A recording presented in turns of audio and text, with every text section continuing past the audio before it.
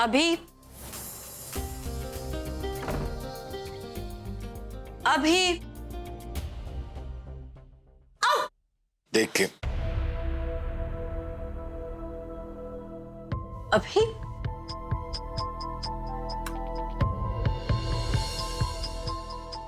अभी तुम यहाँ पर हो और मैं कब से तुम्हें आवाज दे रही हूँ? पता नहीं। अभी आई नो तुम्हें बहुत अकेला फील हो रहा होगा, इसलिए मैं तुम्हारे पास चली आई। क्यों आई हो तुम्हें? मैं तुम्हारे लिए आई हूँ अभी। अभी प्लीज ऐसा मत करो, मैं जानती हूँ तुम्हें बहुत बुरा लगा है, पर अभी यू नो व्हाट, चाहे पूरी दुनिया तुम्हें धोखा दे दे, तुम्हारा साथ छोड़ दे, पर मैं हमेशा तुम्हारे साथ रहूंगी, तुम्हारे पास रहूंगी। वो प्रज्ञा और चंपक की बात मैं तुम्हें 1 हफ्ते पहले ही बता देना चाहती थी, पर मेरे पास उनके खिलाफ कोई सबूत नहीं था। मैं यही सोच रही थी कि पता नहीं तुम कैसे रिएक्ट करोगे, मेरी बात पे यकीन करोगे भी या नहीं, बस इसलिए नहीं बताया। तुम मुझसे नाराज तो नहीं हो ना? नहीं, मैं तुमसे नाराज नहीं। Thank you so much. अभी मुझे पता था तुम मुझसे नाराज नहीं होंगे, पर तुमने कहा आई एम सो हैप्पी।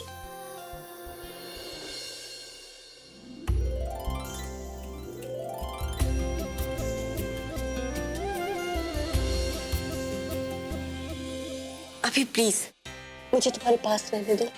कितने दिनों के बाद मैं तुम्हारे इतने करीब आई हूँ, मुझे अपने आप से अलग मत करो। यू नो, तुम्हारे पास आके मुझे कितनी स्ट्रेंथ मिलती है, सेंस ऑफ सिक्योरिटी मिलती है। मैं तुम्हारे पास रहना चाहती हूँ अभी, मुझे अपने आप से अलग मत करो।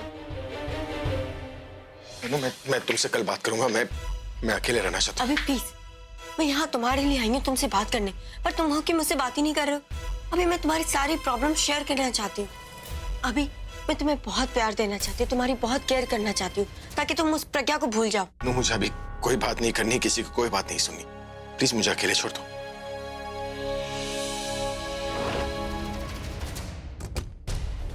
आज के दिन मैं तुम्हें जाने देती हूँ अभी, पर कल से मैं तुम्हें बिल्कुल अकेला नहीं छोड़ूंगी। तुम्हारे इतने करीब रहूंगी कि प्रज्ञा दोबारा बीच में ना आ सके।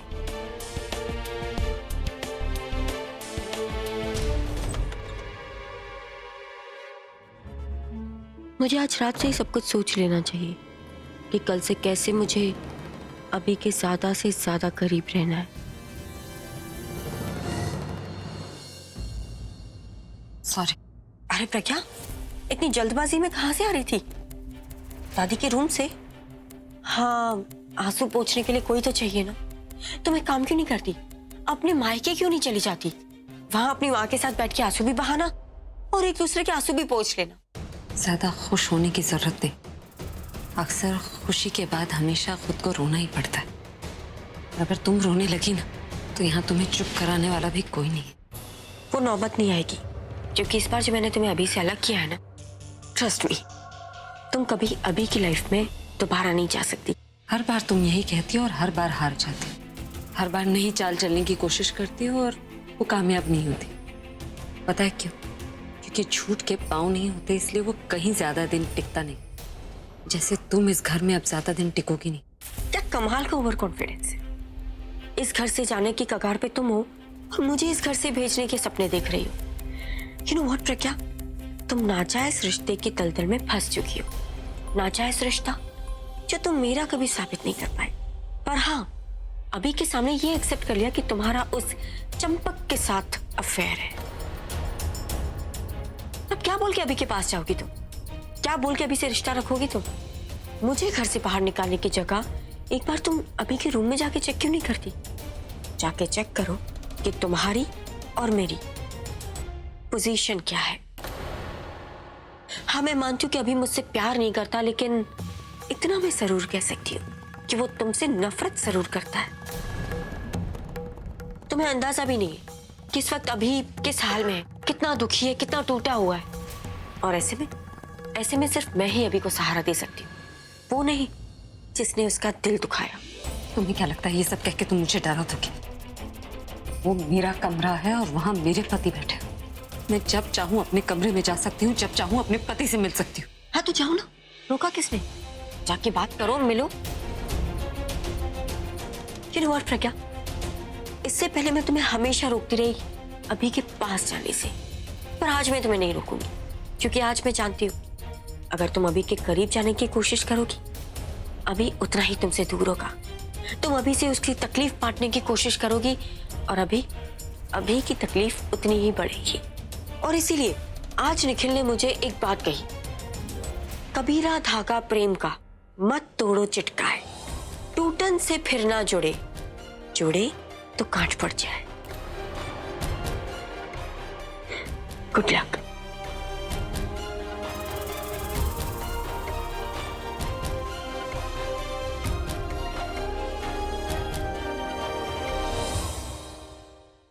मिताली जल्दी कर, तुझे ये जो खबर मिली है ना कि प्रज्ञा के साथ जो कुछ भी हुआ है वो तनु और निखिल ने किया, जाकर जल्दी से प्रज्ञा को बता दे तू। अरे कहाँ जा रहा है तू? रात बहुत होगी और मेरा सोने का टाइम है तो मैं सोने जा रहा हूँ। जब देखो तब सोने जा रहा हूँ। ये बताओ प्रज्ञा कहाँ है? कुछ देर पहले वहाँ कॉरिडोर में बात करते हुए देखा था तनु मैम से। अच्छा फिर कहाँ गई? उसके बाद किचन में। किचन में? तो जा। मिताली खिचड़ी किचन में ही पकती है, तू भी जाकर अपनी खिचड़ी जल्दी से पका ले। अरे मिताली भाभी, चलो खुद ही देख लेंगे कि किचन में तनु मैम है प्रज्ञा मैम नहीं।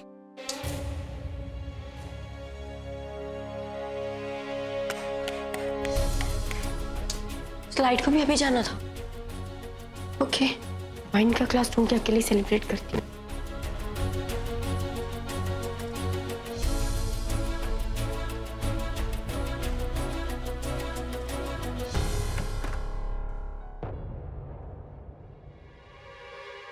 प्रज्ञा, हाँ?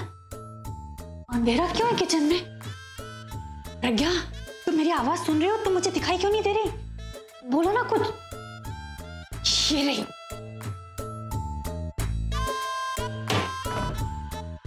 प्रज्ञा, अच्छा हुआ तुम मुझे यहाँ पर अकेले में मिल गई। मुझे ना तुम्हें बहुत जरूरी बात बतानी है एक। ये मिताली भाभी को प्रज्ञा से क्या बात करनी है? एक्चुअली ना मुझे एक राज की बात पता चली है, और जैसे ही मुझे वो बात पता चली ना प्रज्ञा, मैंने सोचा कि मैं सबसे पहले तुम्हें वो बात बता दूं। आज पार्टी में जो कुछ भी तुम्हारे साथ में हुआ ना, वो सब तनु का किया धरा है। तनु और उसका बॉयफ्रेंड, उन दोनों का ये प्लान था कि तुम्हें अभी की नजरों में वो गिरा दें। और वो जो लड़का था ना जो तुम्हारे साथ डांस कर रहा था, क्या नाम था उसका? चंपक। वो उनका ही मोहरा है। मैंने अपनी आंखों से देखा तनु और निखिल को उस चंपक को पैसे देते हुए। जैसे मुझे ये बात पता चली ना प्रज्ञा, मैं दौड़ी दौड़ी तुम्हारे पास में चली आई और सबसे पहले ये बात मैंने तुम्हें ही बताई है। देखो अब हम दोनों के बीच में, मुझे पता है बहुत मनमुटाव है, लेकिन है तो हम दोनों इस मेहरा खानदान की बहुएं, तो फिर मैं तुम्हारा ही साथ दूंगी ना। तो वो तनु, वो है कौन? उसकी तो अब तक अभी से शादी भी नहीं हुई है, बस वो प्रेग्नेंट है, इसी दम पर बस इतराती घूमती रहती है। अरे ये जो बात मैंने तुम्हें बताई है ना, बस उस तनु का भांडा अब तुम फोड़ोगी, और ये बात सुन के ना अभी उसका सर ही फोड़ देगा। या देखो, अब मैंने तुम्हें राज की बात बताई है ना, तो इसके बदले मुझे भी तो कुछ मिलना चाहिए ना। ये मिताली भाभी मेरे सामने ही मुझे फंसाने की बात कर रही है। इन्हें तो मैं... देखो प्रज्ञा, ये जो कुछ भी मैं बोल रही हूँ ना, उसका मतलब ये है कि मैं तनु की टीम में नहीं हूँ, मैं तुम्हारी टीम में हूँ। तुम्हारी। मैंने ना तनु की थाली तुम्हारे सामने लाकर परोस दी है। अब उसको कैसे तुम्हें यूज करना है, क्या करना है उस तनु का, ये तुम जानो। मैं तो सिर्फ इतना जानती हूँ कि जब तुम तनु की सच्चाई घर वालों के सामने बताओगी ना, तो वो तनु, उसे तो ऐसी मिर्ची लगेगी कि वो दुम दबाकर भागेगी हमारे घर से।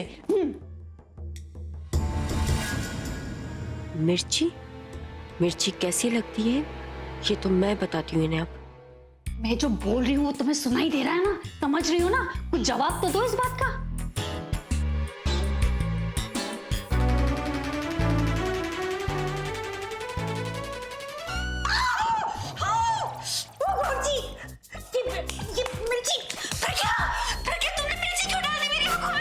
प्रज्ञा नहीं, मैं तनु हूँ।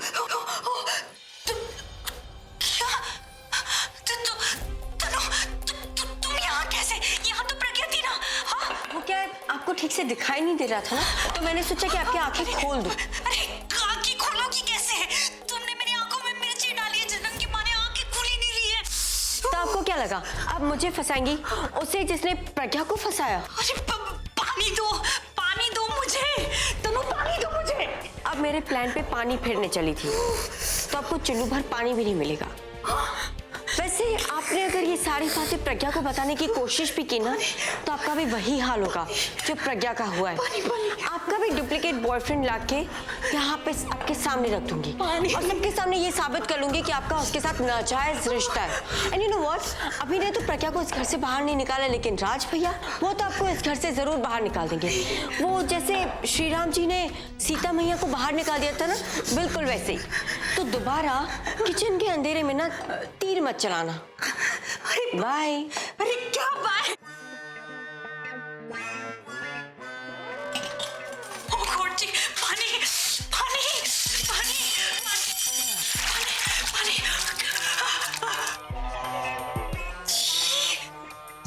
ये क्या है? ओ गॉड जी, ये चावल का पानी यहाँ पर किसने रखा है? पानी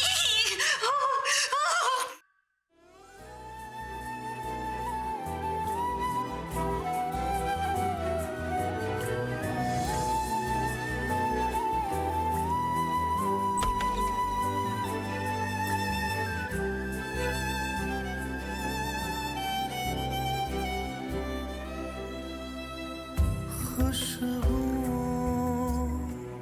से तेरी यूं ही टकरा गए, चलते चलते देखो ना हम कहाँ आ गए। जन्नते कर यही तू दिखे क्यों नहीं, चांद सूरज सभी है यहाँ। इंतजार तेरा सदियों से कर रहा, प्यासी बैठी है कब से यहाँ।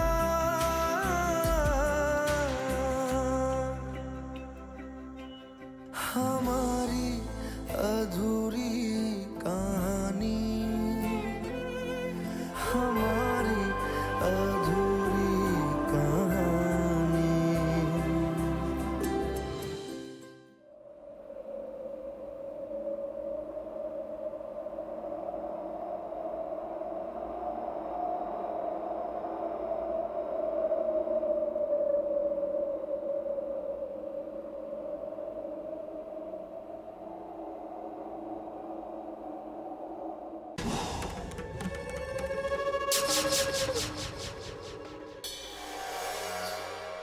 प्रज्ञा अभी के पास गई है और अभी आज सारी रात उसे सुनाने वाला है, और जब तक मैं उन्हें लड़ते हुए ना सुन लूं, मुझे नींद नहीं आएगी।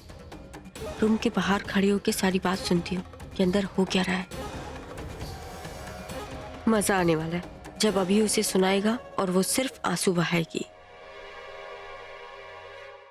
ये तनु ऐसे कहाँ जा रही है? इसकी चाल बता रही है कि इसके दिमाग में जरूर कुछ बात चल रही है, और इसके पीछे मिताली भी नहीं है जासूसी करने के लिए। हाँ, मतलब मेरे पास मौका है इसकी चाल का पता लगाने का, और अगर मैंने कोई राज की बात पता लगा ली ना, तो इस बार मैं मिताली को बताऊंगी कि मैं कितनी अच्छी जासूस हूँ। चल पम्मी, हो जा शुरू।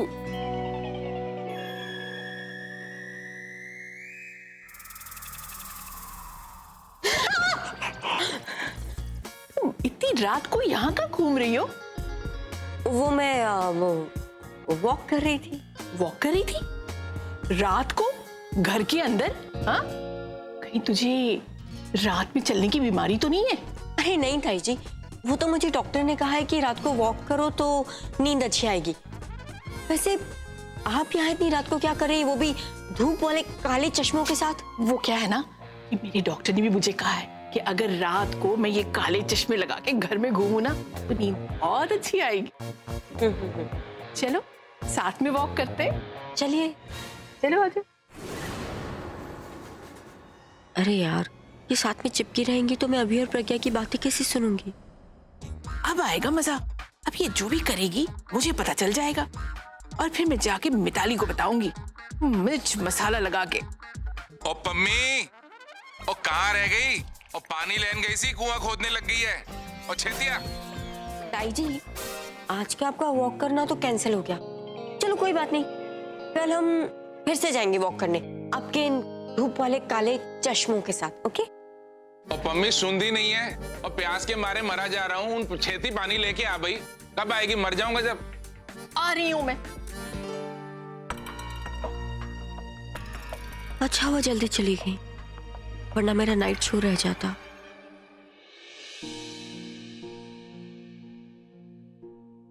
तुम्हारा चश्मा का है जो तुम पहना करती थी? जाओ जाकर उसे पहन कर आओ।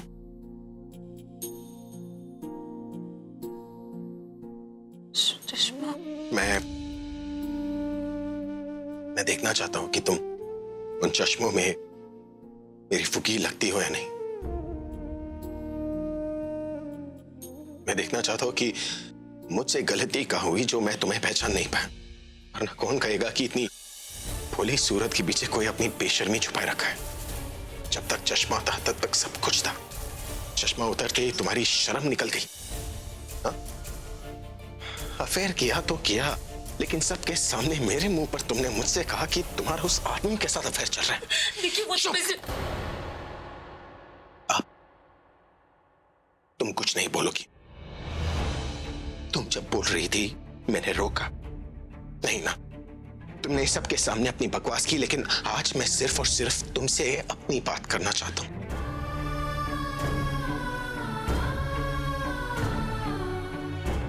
तुम्हें अंदाजा भी है कि मुझ पर क्या बीती है। तुमने सिर्फ मेरा भरोसा नहीं तोड़ा है, सिर्फ मेरा दिल नहीं तोड़ा है। तुमने मुझसे मेरी उम्मीद छीन ली है। वो उम्मीद जो एक इंसान के लिए सबसे ज्यादा जरूरी होता है। पता है, एक मरते हुए इंसान को अगर तुम उम्मीद दे दो ना, तो वो अपने जाते हुए सांसों को भी थाम लेता है और जीने लगता है। और अगर किसी जीते जागते इंसान से उसकी उम्मीद छीन लो ना, तो वो हर पल मरता है। वो किया है तुमने मेरे साथ।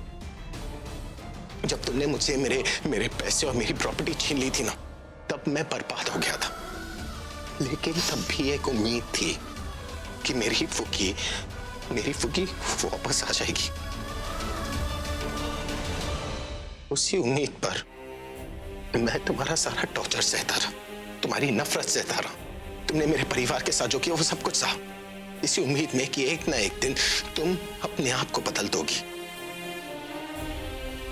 लेकिन आज तुमने मुझसे मेरी वो उम्मीद छीन ली है।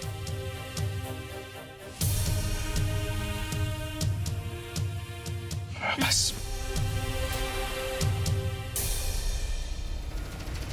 पता है, शादी के बाद एक वक्त था जब तुम मुझे अपने प्यार में यकीन दिलाने की कोशिश कर रही थी, लेकिन मैंने तुम्हारी बात नहीं मानी, कुछ नहीं सुना मैंने। फिर तुम अचानक से गायब हो गई, मुगैम्बो बनकर वापस आई। तब जाकर मुझे एहसास हुआ कि मैं अपनी फुकी से कितना प्यार करता हूं।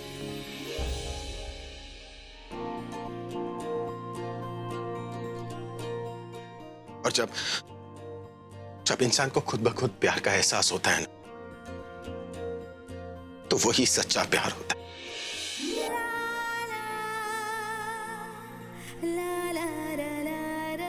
और आज मैं सारा प्यार कन्फेस करने आ रहा था, तुम्हें प्रपोज करने वाला था, तुम्हें सरप्राइज देने वाला था, लेकिन जैसे तुमने मुझे गले लगाकर मेरे पीठ में छुरी घोंप दिया। तुम कहती थी ना कि तुम्हारे लिए तुम्हारा कुमकुम ही सब कुछ है, कि तुम अपने मंगलसूत्र, अपने सुहाग के लिए कुछ भी कर सकती हो। वो 7 जन्मों का वादा, वो 7 कसमें, क्या हुआ उन सबको? ऐसा क्या देख लिया उस आदमी में कि तुम सब कुछ भूल गई? आप जो देख रहे हो वो गलत है। अब कहा ना मैंने, कुछ नहीं बोलोगी। बहुत बकवास सुन ली मैंने तुम्हारी, अब और नहीं। अब अगर तुम कुछ भी बोलोगी ना तो मुझे और गुस्सा आएगा, लेकिन मैं वो गुस्सा तुम पर नहीं निकालूंगा जैसे आलिया और तनु पर निकाला था। तुमने जो गलती की ना, उसकी सजा मैं खुद को दूंगा, क्योंकि तुम पर भरोसा करना मेरी गलती थी, तो उस गलती की सजा मुझे ही मिलनी चाहिए। प्लीज ऐसा मत कहिए। आपकी कोई गलती नहीं, किसी की कोई गलती नहीं, बस हालात गलत है।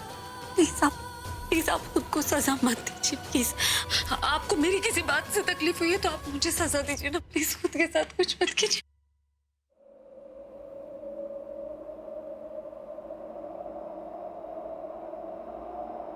मुश्किलों में ये डाले जो भी चाहे, करा ले बदले ये दिलों के फैसले। मन का मौजी इश्क तो जी अलबेली सी राहों पे ले चले। कोई पीछे ना आगे है, फिर भी जाने क्यों भागे है। मारा इसके का दिल मेरा इसके उसके ये हिस्से में, तेरे मेरे ये किस्से में। मौला सीखे बिन दे सीखा, कैसा ये इश्क है, अजब सा रिस्क है।